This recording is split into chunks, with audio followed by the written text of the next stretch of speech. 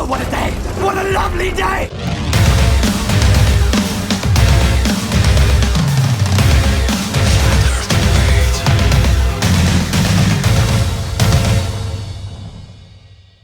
Welcome to Flat Earth Debate Live. I'm your host Nathan Oakley, and if you are new to this channel, or you've not done so already, then be sure to subscribe and hit the bell notification icon to keep up to date with the Flat Earth Debate.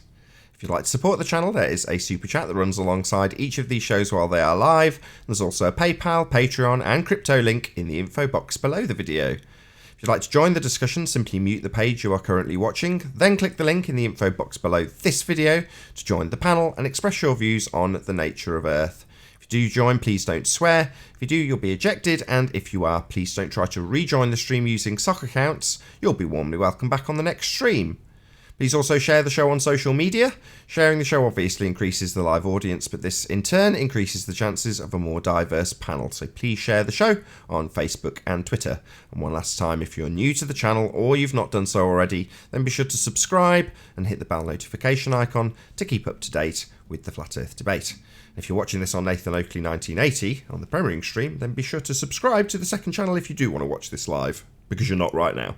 Anyway, hello to all of you who are as live right now. Good to have you in the Discord and G+ servers. Welcome one and all. Hello, hello. Hello. Good morning. What's up?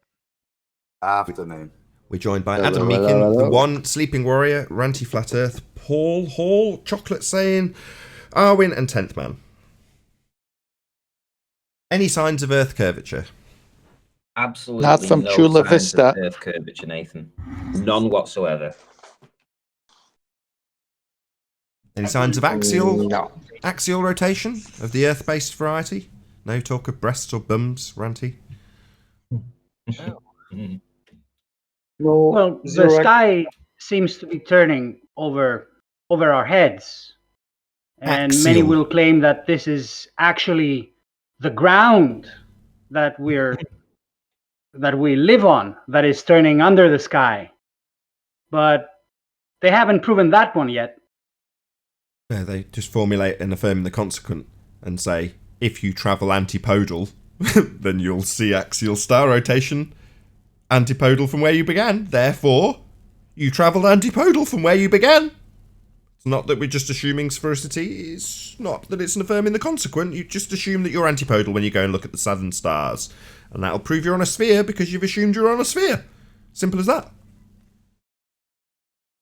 Any scientific evidence of gravity? No. No, it had a day off again today, Nathan. Have you been out again? I certainly was. Cool. Do you want to show us after the housekeeping? Sure. Cool. Let's rattle through them then. Any evidence of the distance to the sun? No. Nope.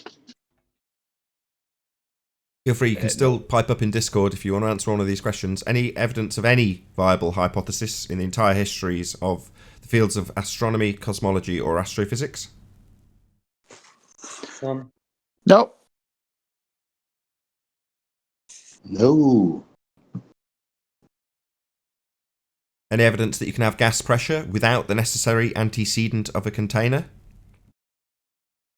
You cannot even have a vacuum without a container. Ooh, who am I? Who am I? Here's your evidence of gas pressure without a container. Unorthodox. Yay, there you go.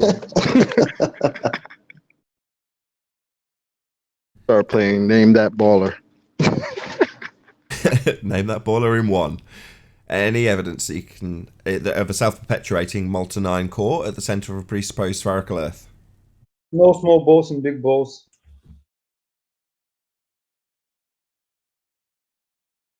Last but by no means least, any evidence of the presupposition itself, the R value, Earth radius. Gravitas dominus. Okie dokie then. What about that? What about that single viable scientific hypothesis for many of the pseudosciences, astronomy, cosmology, and astrophysics? I did ask that. Sorry about that. I was getting my hot and pepper. Isn't the word itself, astrophysics, just like a paradox? Because Yeah, it is, yeah. how do you have any physics in the Astra? So if that concludes the house, It's physical. Nathan, Yeah, I'm You need I'm to waiting mute. on I'm waiting on the gap, Ranty. I can see you pausing there. Right, should I get you up? no, I was going to say that you've got the Hangouts, that little hide thing is on the main screen. Got the what You thing need on to the move main that. screen? You know, when you're sharing your screen, you get a little box that says Hangouts is sharing your screen. You need to move that off your main screen because it's showing to everybody else. You sure? Yeah, it's on the. If you look on the watch page, you'll see it. I'm looking at the watch page. I didn't see anything. Anyway, I've got you up. Okay.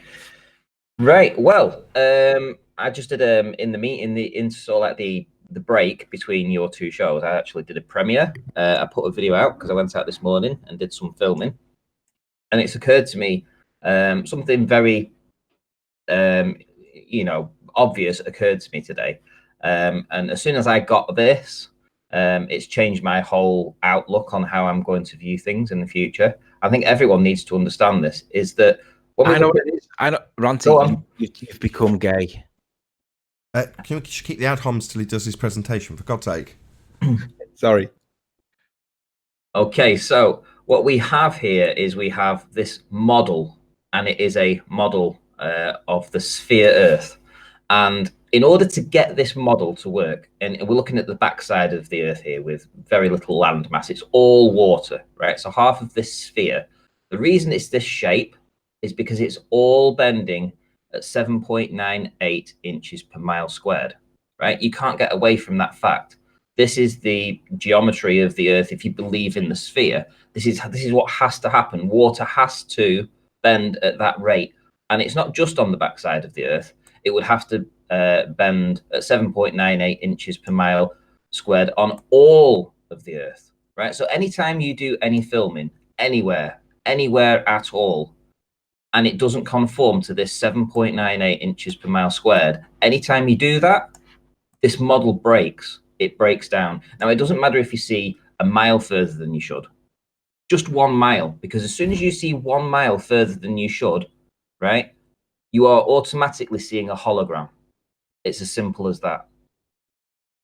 Everything that you see that breaks that curvature calc, you are seeing is a hologram. Now, how does anything work? How do submarines operate and battleships? How have people been able to navigate using land in the distance that they can see distant mountains if it's all a hologram? Tell me. You're not going to believe this. You were doing a premiere with that same subject matter. While you were doing your premiere, Ranty, I was saying the exact same thing. I'm not even joking. I was saying everything's a hologram in their model.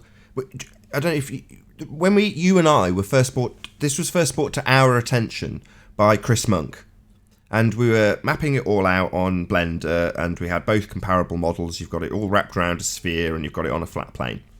And at one point, Chris said, "Nothing's where it's supposed to be in their model. It's all slightly looming." In other words, there isn't a single observation that you'll make where the thing that you're observing on a sphere model is in the position it is actually in reality. It's all looming, it's all a hologram, it's all a mirage, as Ranty's just pointed out. I just can't quite believe that something that was only covered, I don't know, it's 2 years ago for us now, that we're both literally covering it at the identical moment. That's bizarre, right? It is, and it's taken this long. You know, we've always worked in their model. We've always worked in their model, and we've given them a curve calculator. We've allowed them to beg the question with 76R. We've given them standard refraction, non-standard refraction. We've given them looming, all this kind of stuff, right? And essentially, you just need to break it down to its component parts, and that is that this model, what you're looking at here, the half of this Earth that you're looking at, is this shape because water is curving at 7.98 inches per mile squared. And that does it all over the world. And the minute that's broken, the second that this is broken, this model doesn't work, everything becomes a hologram. Every single thing. So we don't have to go to ludicrous distances, looking at things 100 miles away, 200 miles away. The moment you see something beyond an Earth horizon that should be a mile further away, 2 miles further away, this model breaks, and then they have to come up with a hologram. Everything you see is a hologram. Now, I want the audience to just think about this, that whenever they've been to the beach and they've seen things in the distance, it's quite obvious, more likely than not, that when they've gone down, it's been further than the Earth curve calculator said it should be. So does that are you telling me and every single person in his audience that when they've gone and looked, they know that they're looking at a hologram?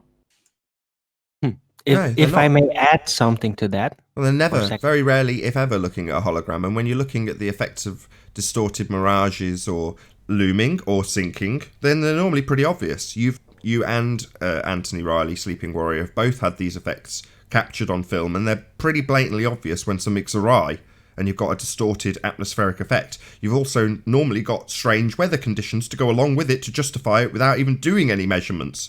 But the effects are obvious, but yet, as discussed on the last show with Chicago Skyline, it's just there. It's nice and proportional, and what, that entire thing's not where it's supposed to be, loomed up at varying rates depending on the distance from around the curve. It's all horseshit. It's just a picture of a Chicago skyline. And as flat earthers, we just say that. Chicago skyline at whatever distance. Clock tower, whatever distance. Isle of Man, whatever distance. Oil rig, whatever distance. What was the one yesterday? What was the buildings at Barrow-in-Furness yesterday? Devonshire Dock Hall, 23 miles. 23.7. 23.75 miles away. Today I went down, I filmed the lighthouse 13.25 miles away. I actually viewed it from 1 foot above actual sea level. It was above mean sea level, which meant that the lighthouse was only 65 feet above actual sea level at the time. Even including the putting these curve calcs in and stuff, we're looking at a geometric hidden of 96 feet. It should have only been 65 feet above actual sea level. We saw it in the footage. I did it at a nighttime observation. And even with refraction 81 feet. But as soon as you go to that, you're not agreeing with this. It automatically then becomes a hologram. It's a hologram. Everything you see that breaks the curve calculator is a hologram. And I can't think of one military thing. Now John might be able to help here, that actually says, that gives you training to account for holograms. Well, Ranty, wouldn't it only be a No. pixel? Can I add something now? No. No. He's been asked a direct question. Just let him answer. Go ahead, QE. We heard you 4 times. Who was answering for me? Everybody. Somebody tried to answer. Shall I dob him in? Sleeping Warrior and Arwin. Jeez, oh man. I was first. I never heard him ask a question. Ranty directly addressed Sleeping Warrior and said, in the military, is there ever a circumstance where they have to account for holograms? Short pause, then we heard Sleeping Warrior and Arwin. I didn't hear him point that at me. I didn't hear him point that at anybody. Sorry. It's okay, you're forgiven. Now you apologise, Arwin. I'm not wrong. I was That was a joke. Shut up, Riley. A minute, for fuck's sake. Shut up. Don't ignore me all the time when I have an actual point to make, okay? I'd like to remind everyone, and now it's gone, great, that Google Earth model was figured out literally not to be to scale. I figured that out myself, did a show about it, remember? So even this model, that it looks spherical, in actuality, when you look at the arrangement of the land masses within that sphere, it's not the scale. So it's not even being presented presupposedly as literal. Just wanted to remind everyone. Thank you. You're on screen going out to the audience. If you can stick with your pictures. Sure. Yeah, I mean, today, I mean, it was howling down there. In my video, I actually go through the swell heights and the wind heights, at the chop heights. And the swell was, I think it was 3 feet, or no, 3.5 feet was the swell, and the chop was 2 to 3 feet. And all that is these big waves, these breakers that are in my line of sight. I'm at 1 foot here, Nathan, and I'm having to look over these waves, and I'm still seeing what the buildings of Barrow and Walney Lighthouse. Now, the buildings of Barrow are, almost 18 miles away. Who said that? Huh? Hey, no problem. Hold on.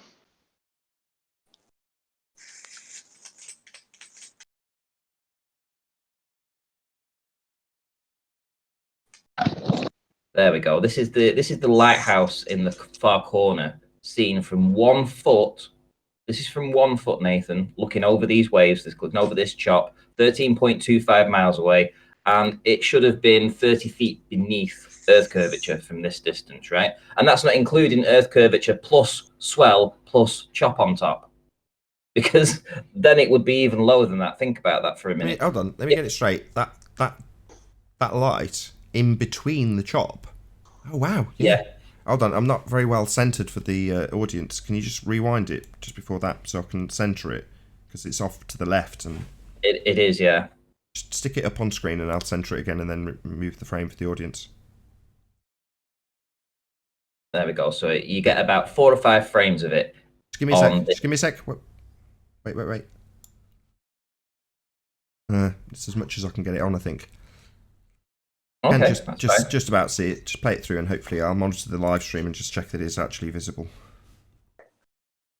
There we go. Yeah, we can actually see it on the screen too.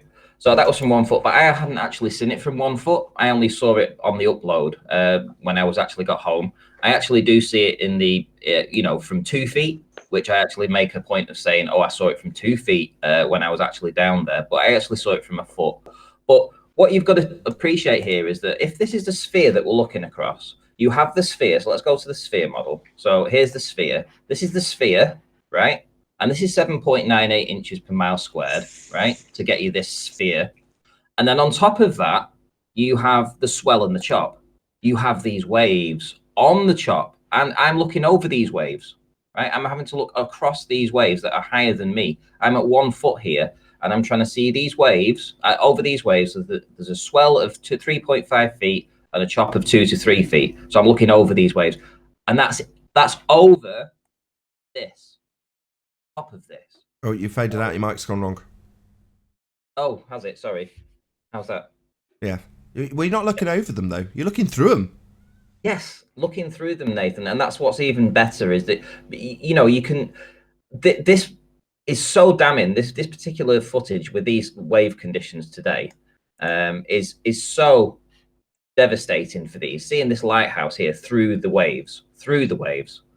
And I'm having to look over these waves because these waves are higher than me. And I'm still seeing the lighthouse that should be 30 feet beneath Earth curvature on a perfect sphere without any waves.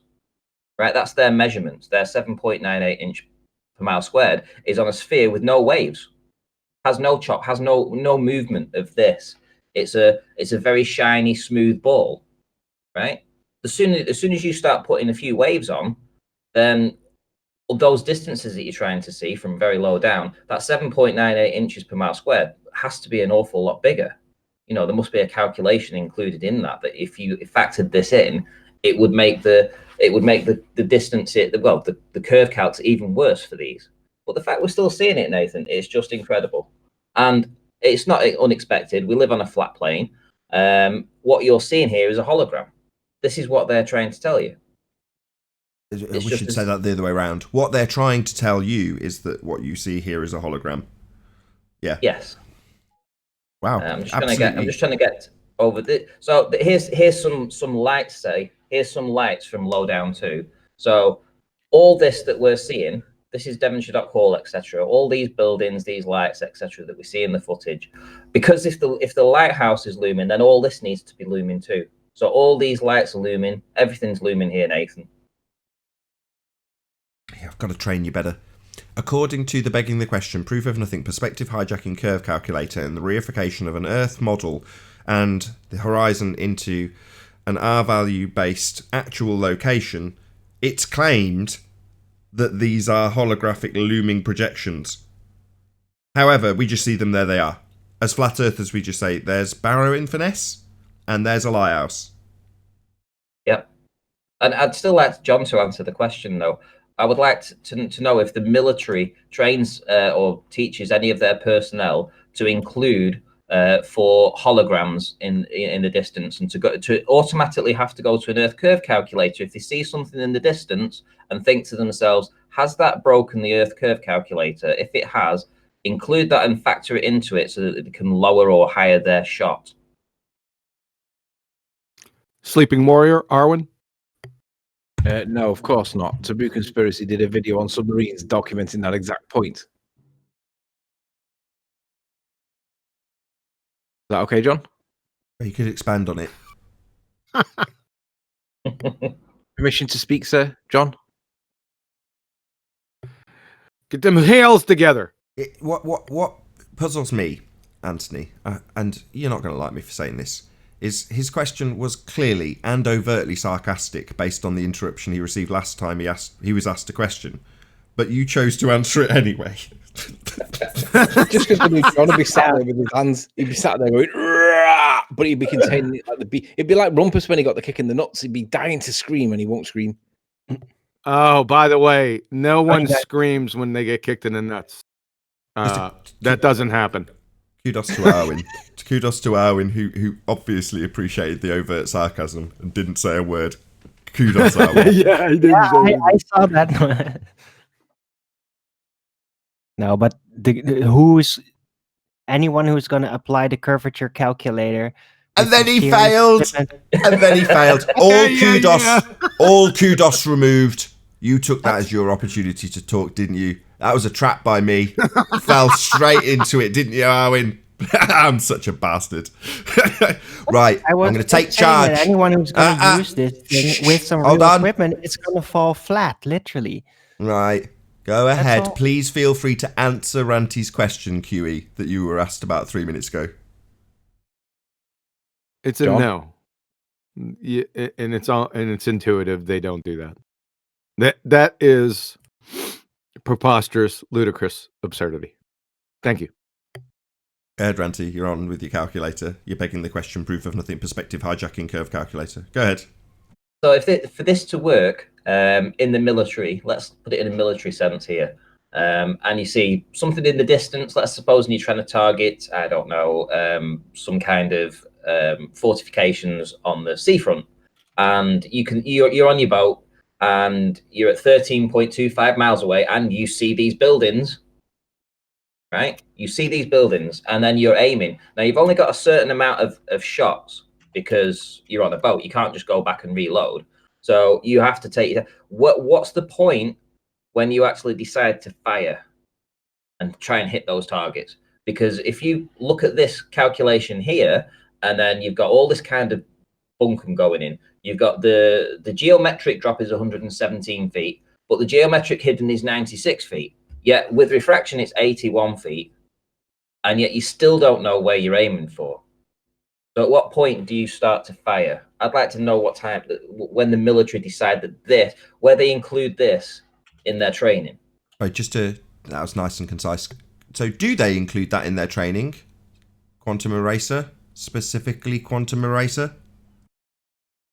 No, when do you want to break? You bastard. I hate you. I'm on mute. You fucker. Well done, Ranty. That was epic. So another shout out to Taboo Conspiracy who covered this in a video where he's got submarines and he's joking where they're asking about the distances of boats in the distance and saying, should we shoot at that? Oh, no, that's a slightly looming boat. What about that one? Oh, yeah, that's close enough. So, yeah, big shout out to Taboo. On a slight segue, thank you very much, Ranty. Was there anything else before I segue? No, that's absolutely fine, yeah. If anyone wants to go and actually watch the presentation, it's about 20 minutes long, something like that. So, Ranty Flat Earth, go and watch that video.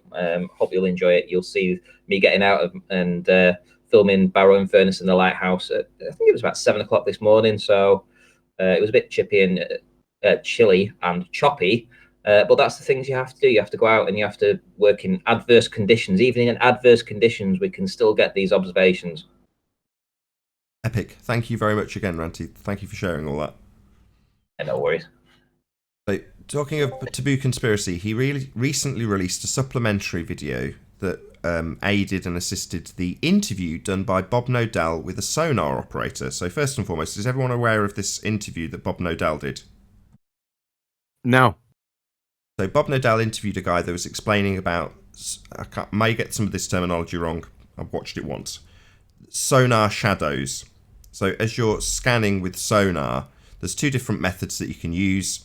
Just absorbing the natural sounds that are coming from wherever, in which case you can't pinpoint the actual distances of those targets, or active sonar where you're sending a blip out and you therefore can calculate the distance upon return, and then you do know the distances. But that technical aside, when you're sending out your pulse and receiving information back, if there's an obstacle in the way, you have what's called an acoustic shadow. That's the correct terminology.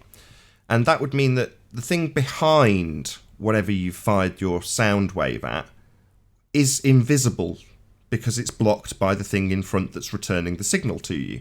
So you are left with this acoustic shadow, an area of dead information on your screen, if you will, that you can't resolve anything because you can't bounce sound to it. There's something blocking the way. Now, with that in mind, if Earth was a sphere, you would have a constant Earth curve acoustic shadow that if you were a submarine, you could just hide behind. However, and this is where the supplementary from Taboo Conspiracy comes in, whale song can travel up to 1,000+ miles. 4,000. Was it 4,000? I thought it was a massive number. I just couldn't remember exactly what Taboo Conspiracy exposed. Nevertheless, a vast distance that would be impossible, but for the fact that the sea is essentially flat.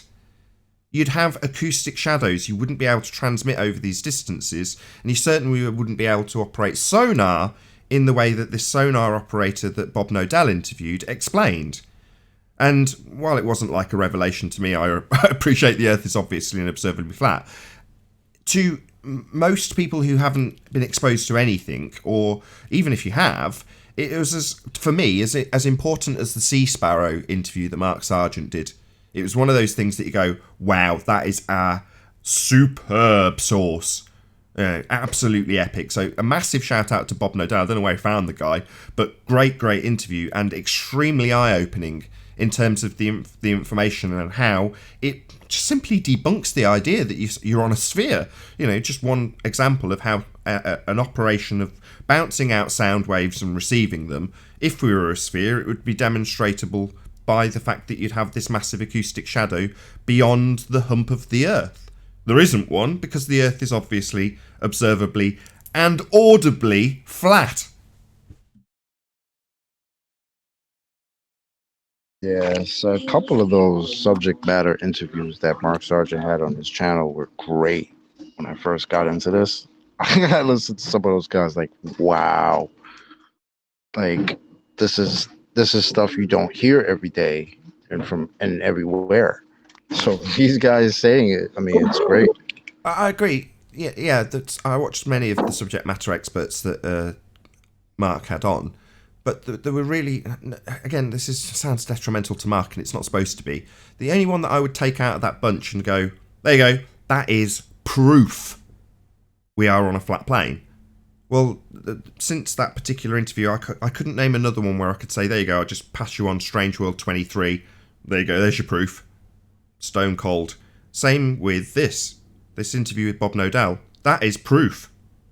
No ifs, buts, or maybes about it. So in terms of pivotal interviews, it's right up there with that Mark Sargent interview with the Sea Sparrow missile trainer.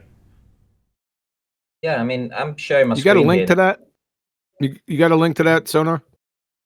I'll dig one out. I don't have it to hand. It was about 2 or 3 days ago that this was done. But I just want to give props again. Props to Nodell, Bob, and props to Taboo Conspiracy, Ben. I listened to that. Yeah, if you're not subscribed to Taboo Conspiracy, you're missing out big time.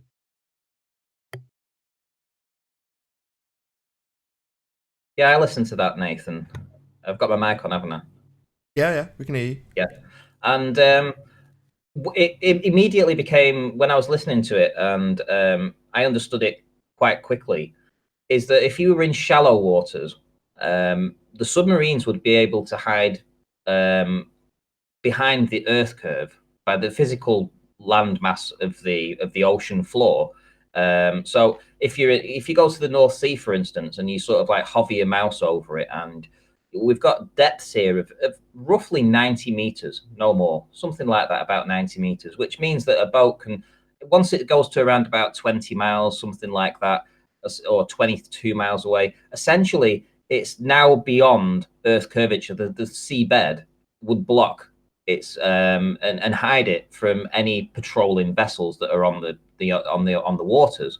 So you would have a situation where in the North Sea you wouldn't deploy boats, anything like that, because they would be simple, easy targets for submarines. Yet, if you went over to this direction here and you got to these deeper locations over here, and you went down here and you've got like 3,000 meters of depth, then it would be great for boats to hide over here, and you wouldn't send your submarines there because it's it'd be much further away. I mean, there's more to talk about with that, but just going over here, like here's another one for the Bering Sea. Look how shallow this entire area is. You know, it would be easy for these submarines to hide behind the Earth curve. You know, the physical floor bed, so sea floor. Yeah, hide in the acoustic shadow of Earth curvature if it was there, but it isn't. Yeah, the acoustic shadow here would be pretty close, you know, and over here it would be a long distance away because it's quite deep, but it still wouldn't be 1,000 miles or anything like that. You know, even at a few miles deep, it wouldn't be that far. But in these shallower waters, you know, the submarines could hide forever. They'd never get sunk. In fact, it would amaze me how the Germans actually lost World War II if that's the case, because this is where they operated in the Channel. You know, how did they actually lose the war if they were able to operate in these very shallow acoustic areas? You know, it just made no sense. As soon as I listened to this guy with his sonar speech, it just made perfect sense. Yeah, I agree. It was, like I say, I can't stress this enough in terms of its importance. I think that was one of those interviews that will be, you know, one for the history books, because it couldn't be any clearer in terms of cast iron. This is proving it one way or the other. Physical geometric acoustic shadow would be there if Earth was curved, and it isn't. You just like saying acoustic shadow. I like it, obviously, observably, and now audibly. I like that. Can I just play devil's advocate a little bit? If I said that you were simply affirming the consequence, there should be a shadow, but there isn't one. That missing shadow means it can't be a sphere. Am I getting this wrong? No, because it's the other way around. No, that's not informing the consequence.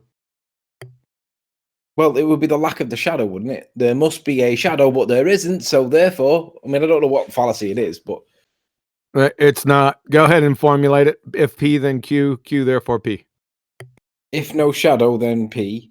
No shadow, therefore Q. What? No, actually say it. Don't mix up the fallacy definition with the actual explanation. Leave out the P and Q. If no acoustic shadow, Earth is flat. We don't find Earth acoustic shadow. Fucking, I don't fucking. That's know. the same statement twice. That's not it. That's not the right same statement formulation, twice. by the way. That's the same statement, just repeated. Okay, Nathan, just answer my question then. Come on. That's Do it quick. No, it's not. John just got you back. Number one, what are you begging the question of? I don't know. I'm just trying to test it from their perspective, and I can't really formulate it. So, forgive me, brother, but try. No, fair enough. You're that 10th man. I said you are the 10th man, as opposed to a question for 10th man who's not here. Okay, was I meant to respond to that? No, don't worry about it. The other day, 10th man explained where his name came from. And he explained that in a board, if you had 10 members and everybody was in agreement, it would be the responsibility of the 10th man to disagree just to generate conversation, so that you're affirming the fact that you are actually correct in your consensus. So that's where his name comes from. It's from World War Z. Right, I get it. Yeah, but everybody's heard that before. Not 9 out of 10 dentists say use this toothpaste, right? Everybody's heard that crap before. Hey, Randy has found a new interpretation to the if P then Q. It might be referencing to the line at the toilet. If P-E-E, then Q-U-E-U-E. yeah, a queue at the toilet, right? What the There's fuck? a queue at the toilet, so everything must be. Well, that was Joseph369, and I had to copy his comment. It was really funny. If P, then Q. Yeah, you do. Hilarious how that works. Alrighty then. So, any globe heads in that can argue for this acoustic stuff? I'd like to hear that. Acoustic shadow. Acoustic It's shadow. acoustic shadow. That's Is the that delta. like moon shadow? Can I be heard? I fell off. I came back on. It's like a tombstone shadow. Yeah, hey, 10th, we hear you. I lost a lot of substance, I think, but I wanted to dovetail off Ranty's point. When I had my boat and I would go to Catalina, I had I think it was a Furuno radar, and it was 20 some mile distance, but I just went on the Furuno site, and they have one for 96 nautical miles. So this would be interesting as well, because boats that are out at sea need this radar to see what's ahead, especially when it's foggy. And here's one on the not even a commercial one, just for the private use of a yacht owner. That's 96 miles. What's the looming at 96 miles that these globers are talking about? Well, it's nautical miles further than normal miles. I think it is, isn't it? Yes. Yeah, by a bit. Like if it's 25 nautical miles, it's about 30 miles for us on land. I think it's a 4 point something. So 96 4.5. nautical miles is going to be about 110 miles. That's quite a distance. Yeah, and this is just for the private use. It's not even the commercial stuff that's out there that's even better, probably.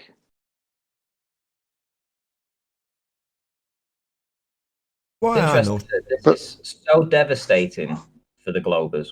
Once you sort of like put it in these terms, and people sort of like understand the technology that's out there, and how these military things have to work, and then you have to put into every time you see something further than you should, it's automatically now a hologram. You know, when you start putting it to people, like, you know, how can they deny it? How can they say, you know, everything that you are being taught and told and see is being, it's essentially saying that you're not to trust your senses. You're not supposed to trust your eyes. What you see isn't really there. Nothing would work. Yet there's technology out there that says, oh, your eyes are working perfectly. Wow. I just when I would go to Catalina, and it was foggy and I couldn't see. That's all I went by was the instrumentation, the radar, and there was a shipping lane that you have to cross from Newport Beach before you get to Catalina, and these are big tankers, and so you could see on the radar the very edge of my radar. I can't remember how many miles my radar was at this point, but let's just say 24 miles. I could see there's nothing, and all of a sudden this big blip would show up. And I knew because of the shipping lane that's there on the radar showing where that is, that it was on that path. And so, but I didn't see it before it entered my radar. But if I had a 96 nautical mile radar, I would have seen that ship long time before. So it's nonsense what they're saying. Did you know that nautical miles is an R-based measuring tool? I was going to come on to that. I was going to leave you the I'm question. presenting it right now. It's fascinating. Well, it's not working for them. 1 nautical mile apparently is 1/60th of a latitude, longitude degree. You said nautical mile is R based. Yeah. And what is R based on? The presupposition that it all adds up into a sphere. Ah, okay. So a long line of presuppositions. Copy that. It's based on celestial coordinate grid. Basically, that's what it comes down to. Whatever they presuppose. But yes, right on, Chocolate. Good job, you're here. That's why we have that housekeeping question. The problem is I didn't think my radar could pick up a slightly looming object. A hologram. Hello, can you hear me on the panel? Hello, Brian. Hey, how are things? Very well. Hey, Nathan. Hey, everybody. I was listening to the last show. I think it was the last one, and you were talking about the atomic clocks, and they call it the Hefele-Keating experiment, where they supposedly measure time dilation. I was wondering if I could say something about that. If it's not too much off topic. Yeah, post the hypothesis first. Yeah, I can't do that. Okay, okay, go ahead, Brian. But after QE chops his head off, and then go ahead anyway. Why not? Nah, go ahead. Yeah, I'll wait till QE. I think he already has. Will I go? There's right. not going to be a viable hypothesis for anything you now state. Let's get that in at the outset, and then go ahead. Yeah. I totally agree. No, all I I'm think going to say Brian knew about that it is I before he looked at even it. said it. Sorry, Chocolate? No, I think you knew that before you even said it. Before. Oh, yeah, I knew that. Yeah. I looked at it before at what it is, and I heard you talking about it earlier. So I said I couldn't remember what it was about it. That there was several points about it that I couldn't remember about it when I looked at it.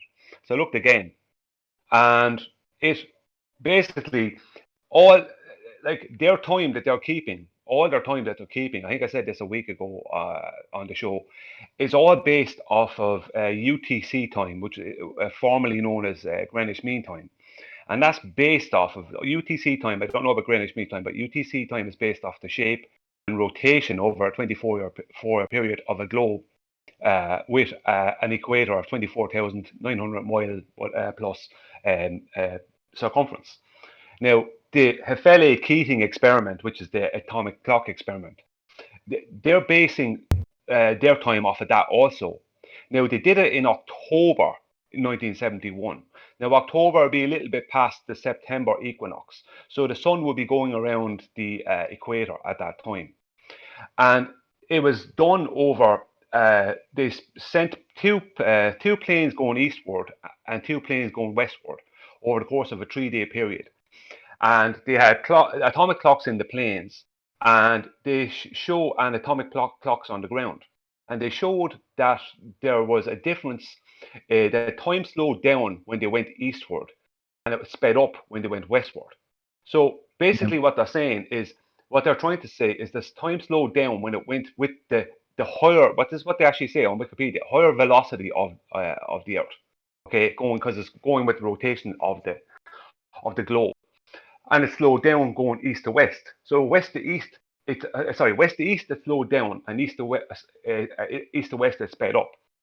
Now the problem is that they actually needed 2 reference frames to complete that test, and even say it, they needed 2 reference frames to have that test happen, because they needed one reference frame which was with respect to what would be the center of the Earth, and another reference frame separate from that. So they're literally debunking the whole idea of. Yeah, Brian, there's another problem though, Brian. In the Scientific American article that I presented before, it says, according to Einstein, that down is the direction in which time travels more slowly.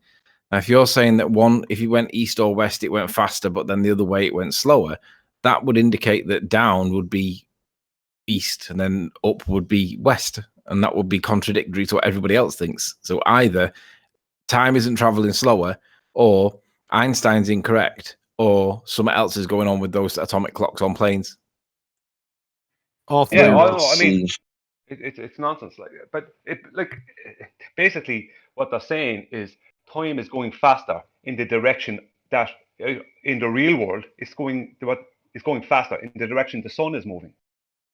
Now, time is not real, but basically the point I'm making is the direction the sun is moving, time is supposedly moving a little bit faster, and if you're moving against the sun, time is moving a little bit slower.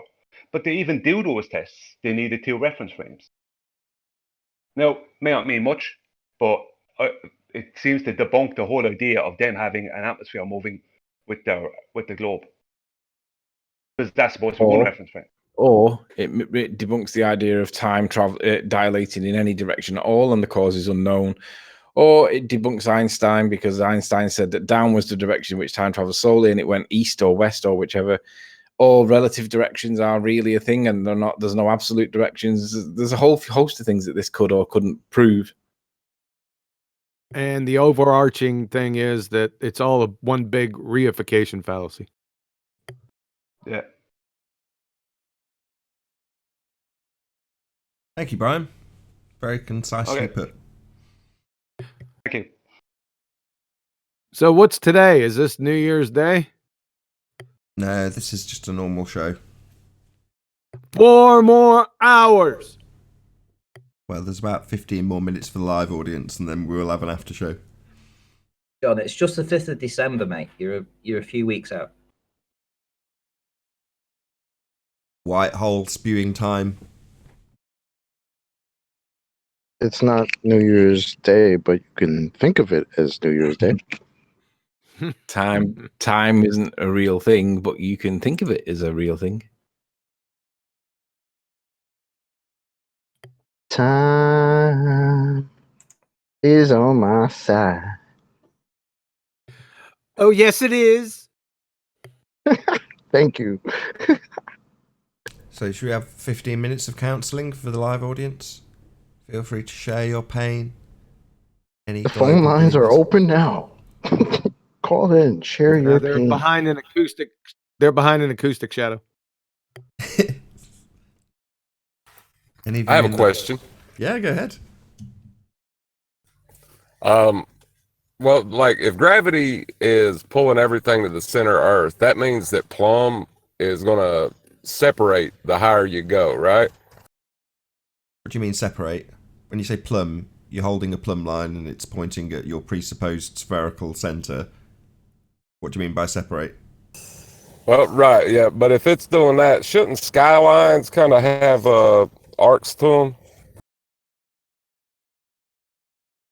You mean like a zip wire? You mean the top of the plumb line would be distant from each other, right? That's what you're saying.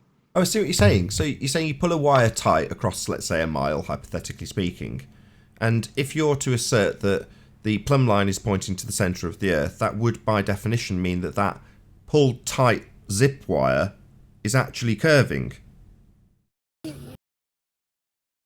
Yeah, it's basically doing Brian Mullen's force the line experiment, but you're doing it over a wider area, up and down, instead of, you know. You don't need to do the quote experiment though. You can you know instinctively that if you ratchet up a zip wire, it's pulled taut.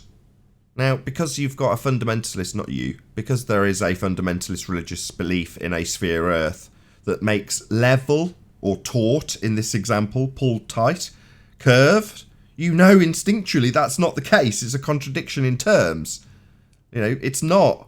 It's pulled tight and straight and potentially flat and level, but yet they would assert that it's actually curving. Well, no, that's a contradiction. So no need to double check. I assure you, it's tight and straight. It's tight and straight. They sort of denying that gravity was a vector or a force. Gone very quiet. What's your vector, Victor? Gone very quiet, What's your John. Clarence, Roger, Victor. Got you. You're gone very quiet, John. John doesn't do quiet. I want to talk about that. The John. other John. The other John, not Quantum Eraser.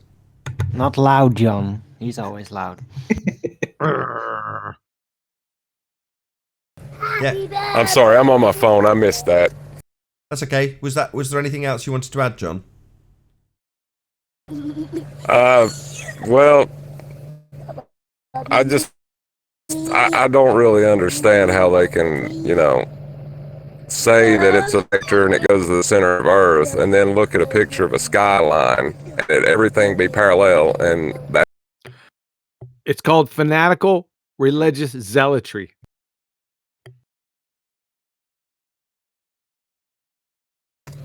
Well, that's all I had, guys. I just wanted to throw that in there. I appreciate it. Thank I you gotta very go much. now. My kid. Good point. Thank you very much, John. You're welcome.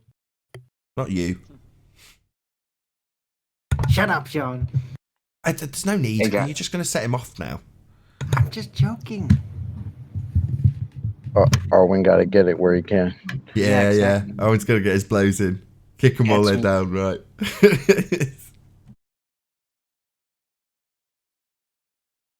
I'm Hey, you sitting here guys, looking at this thing that Riley has posted, this article. It's like a watch strapped to your ankle will fall behind one on your wrist.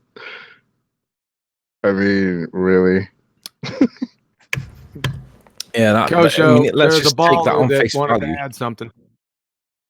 Wow, There was we a said- baller that wanted to add something. Oh yeah, I'm at work right now, so I can't talk much. But that guy that was just on, he said something that kind of struck me because I never thought about that. I guess but the angles, the buildings would be tilting. So I've got to go. But I was wondering if maybe you guys could describe how much those would be. Like he said, you should see them angling when you see a skyline. About how much deviation should you see at a typical city? Some. As opposed to none. Yeah, if it was a ball, you would see some.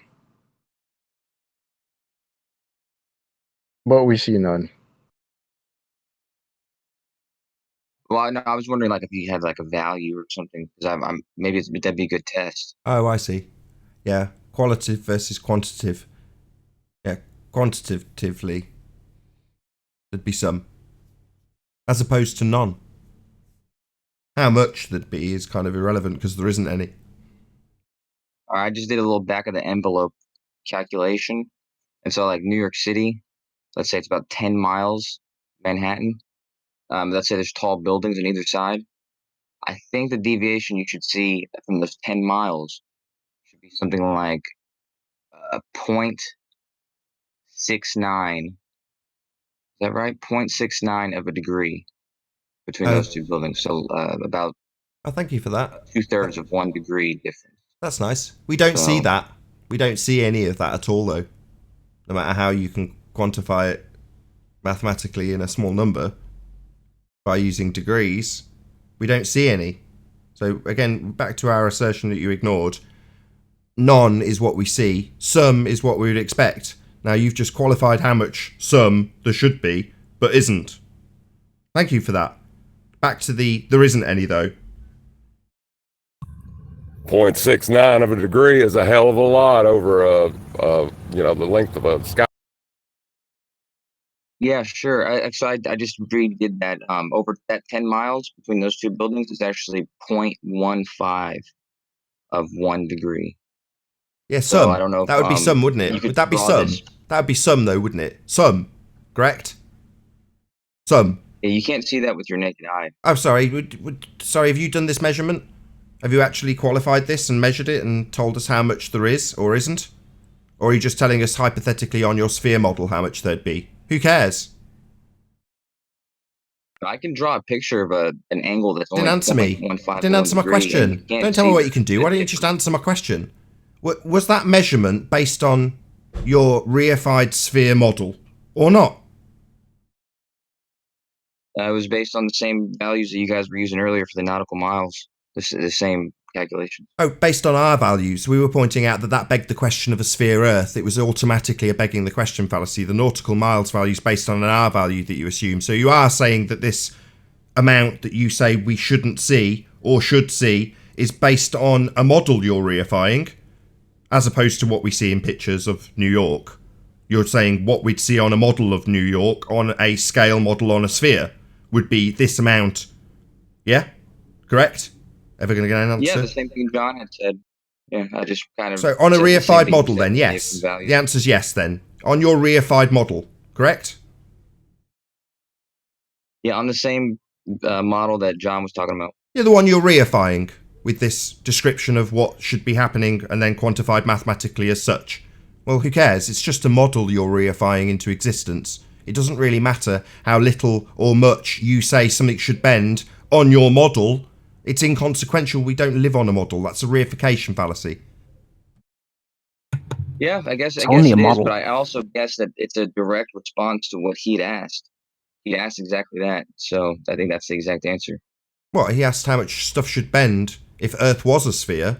No, well, in answer to that, you've told him how much it bends on a model. Well, that's a bit wrong. He was talking about Earth and what it doesn't do, but you decided to compare that to what your model does. Why would you do such a thing? It sounded like he was asking, "This is what should happen." Yeah, on Earth. That's what I heard him say. On Earth. Yeah, I've just qualified that. I'm going to hand wave my qualification of what he was asking. Yeah, he was talking about an actual place, New York. You're talking about your model, aren't you? You're talking about your model, though, aren't you? I'm asking, how dare you compare something that somebody actually sees, reality, to what you say would happen if you modelled New York on a ball. That's what you've done, isn't it? And I'm saying, why would you do such a thing? It sounded like he was doing the same thing. He was comparing to what we see to what we should see on a globe. Should see on a globe? No, that's the reification. Why are you saying should see on a globe? No, that's what you've done. How dare you say what is seen when you model things on a sphere? That's not what we should see. How dare you tell me what we should see based on your model? That's not what we should see. Don't you get that?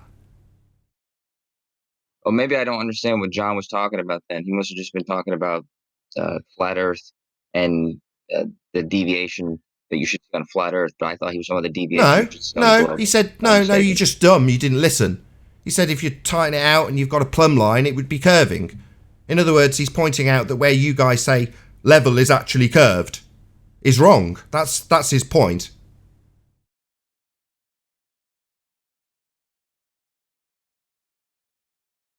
You still haven't addressed the point that I've made, though, have you, Kosho?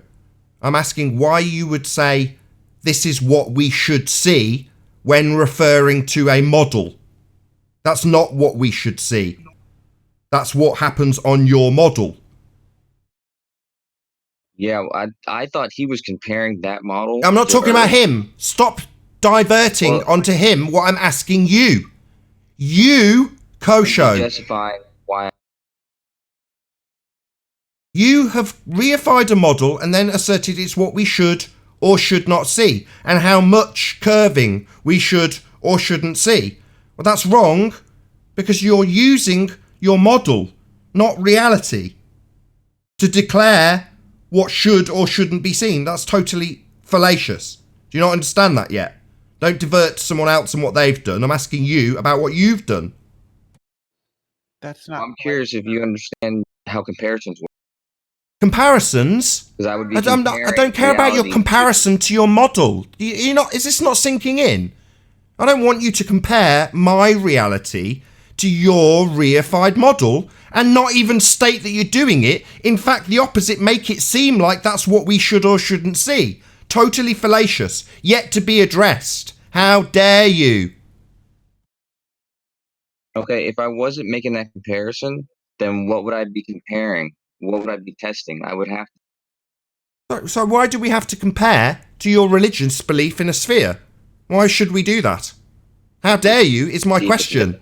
Why should we? Because you're making a comparison to your religious belief in Earth models. I don't care about your belief. Don't foist that crap on me, mate. How dare you? Yeah, that's how you test it. Test what? Your belief in a model? Yeah. That's how you don't give a shit about your belief in a model. Test your belief in your fantasy elsewhere. How dare you say it's what we should see when you're merely testing your belief in a model that you have? Like I care, that's not what we should see. That's what you asserted, though. It's what we should see, and you're wrong. I'm trying to get you to either acknowledge what I'm saying in this regard.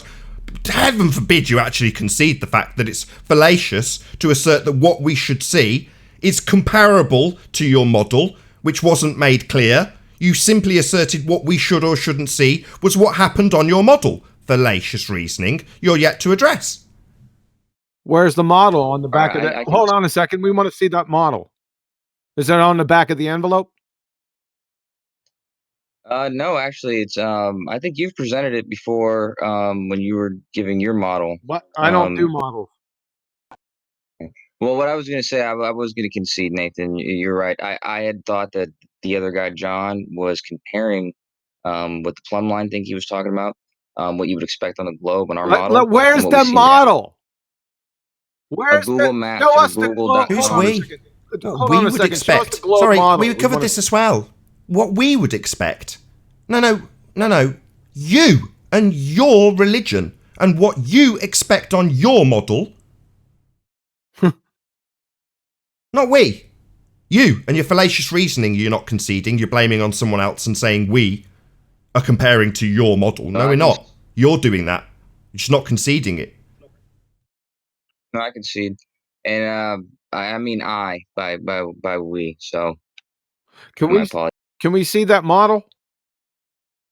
Yeah, you just go to google.com/maps. Google. Google.com. Give me the. Can you post the link in live stream? Because I'll present it.